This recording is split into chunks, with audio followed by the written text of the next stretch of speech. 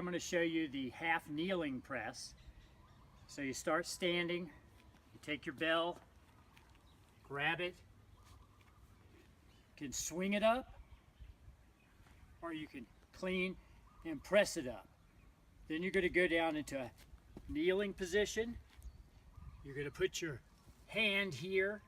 This is the half kneeling posted press. You come down smooth. When you feel the stretch, then you press up. You don't want to go too deep and overstretch, but you also don't want to cut your range of motion short.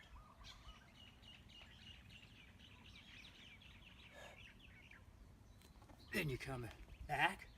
You can add the extra by lunging up. And you would do the other side. Thanks. Have a great day.